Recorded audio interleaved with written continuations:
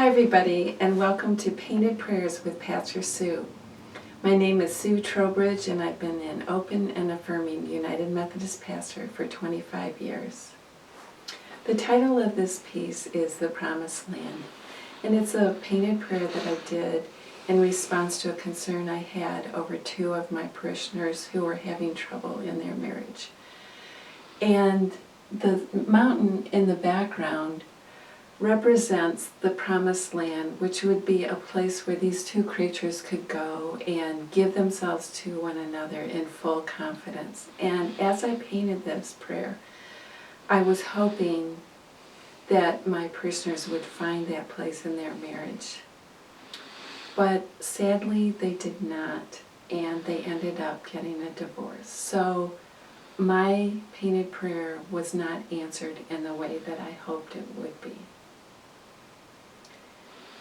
So the question I want to bring up today is, what do we do when our prayers are not answered in the way that we hope they would be?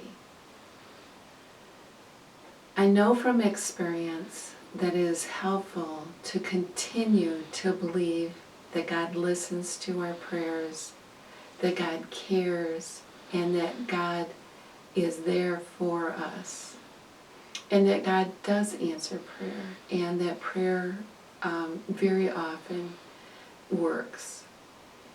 And that sometimes we don't understand why it doesn't work the way that we hope, but we can find a way to accept what happens and make the most of it, and to continue to believe in God's goodness, but also to believe in our ability to pray and have faith. I have been working professionally as a United Methodist pastor all these years, and so it was my job to pray, and I've had a lot of successful prayers throughout the years. But not all my prayers are answered, so this can happen to anybody, even if it's your job, even if your faith is strong.